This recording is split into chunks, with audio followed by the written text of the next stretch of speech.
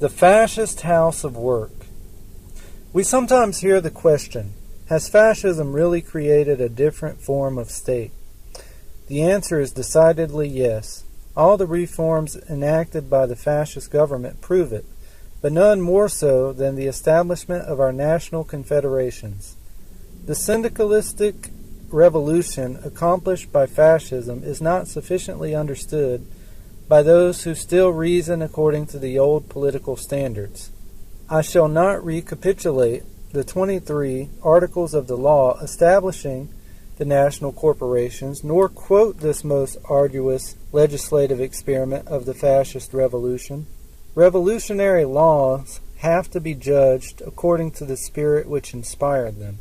They must be considered not as products of parliamentary programs or bureaucratic thought, but of the young and willful energies which emerge in exceptional times and overcome class legislations which has provoked lacking in vitality.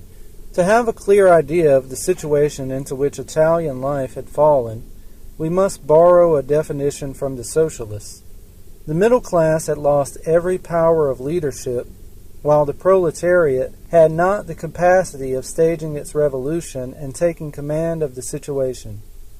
Who can deny that fascism solved this impasse, and that a new method of government, of social order and leadership, an entirely novel conception of national life, was born with the March on Rome? Defeated socialism affirms that fascism enacted a restoration, not a revolution. In other words, that fascism, with a new party and new men, restored leadership to the very middle class which was about to be ruined. If this were the case, we might ask why the liberal and democratic middle class opposed the fascists to the very last and still lend somewhat doubtful support to our program. We are particularly interested in being understood by those who have understood the general idea of fascism, without, however, realizing that the reestablishment of order and national discipline is only one of its aspects and insufficient in itself to give fascism the historical value which the movement claims and by which it has opened an entirely new epoch in the history of the Italian people. For the fascist corporation idea has struck the death blow to the dying parliamentary and democratic institutions. If fascism had not entered upon a course of syndicalistic reforms with new principles and new methods, it would not have gone beyond the simple functions of a party organization. A new and vigorous party it might have been, but inadequate for its mission and lacking in that power of expansion and vigor which fascism has assigned to Italy. On the one hand, it was important to strip of the functions the old bourgeois parties whose main planks were law and order. On the other hand, this would not have been sufficient to supplant socialism, which had the raison d'etre and definite functional programs as alternative to the liberal state. The fundamental strength of socialism lay in the organization of labor, and the liberal parties floundered helplessly in the face of syndical problems raised by these organizations. Fascism would have fallen into the same error as liberalism if it had remained outside of the field exploited by the socialists. 5 years ago, it would have been impossible to enter into subtle discussions as to the theory of fascist syndicalism. Action was far more necessary than theory, and the predominant syndicalistic movement at the time was the socialist one.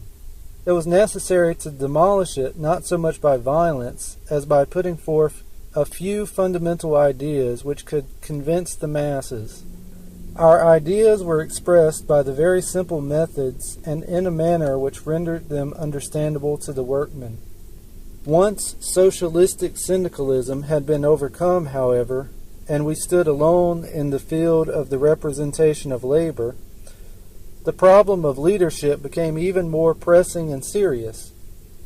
The fact that besides the workmen we had been able to organize the technicians and the intellectuals gave the fascist syndicates a special character which greatly increased their power.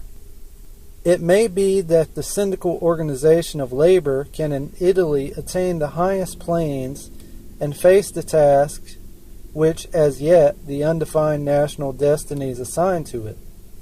Notwithstanding this possibility, the duty of fascism was to foresee and attempt a form of syndicalism radically different from any known and practiced in other countries. For this reason, the fascist conception of syndicalism materialized in what we call the integral corporation. Now, an integral corporation is not easily achieved. The greatest obstacle to the corporation is found in the opposition of the employers. At this we can hardly wonder.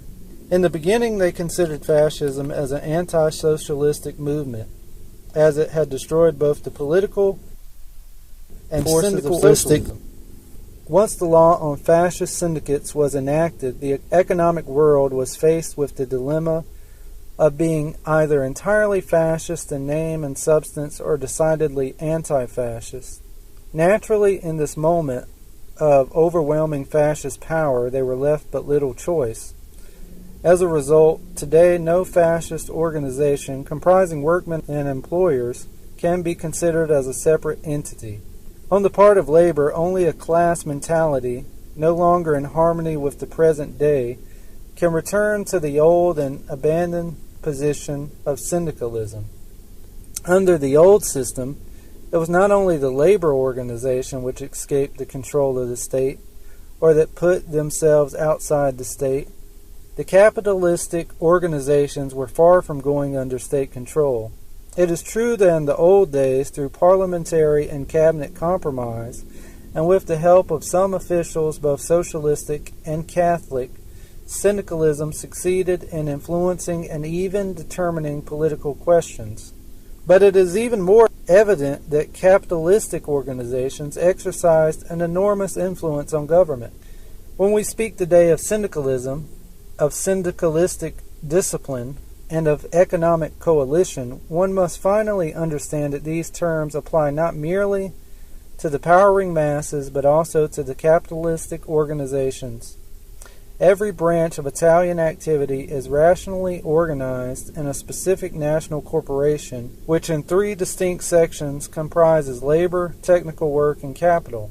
This is not a mixed organization, but a system of organization, which, while leaving the necessity of autonomy to every category and class, organizes them all under a single superior authority, the nation. Corporations so organized will form together one great body, formidable expression, and synthesis of Italian economy. The law on the Confederations provides for a special cabinet devoted to their interests, the portfolio of which is held by Benito Mussolini, who is also the head of the Fascist Party. The fascist state has now attained its complete sovereignty by recognizing the economic organizations, which on their side recognize the sovereign state and are identified with the state. Our syndicalistic unity is intact. The Misandri have remained in the great family of agricultural organizations. The intellectuals, for the first time organized under our corporations, will be the most distinguished part of the general confederation of the syndicates.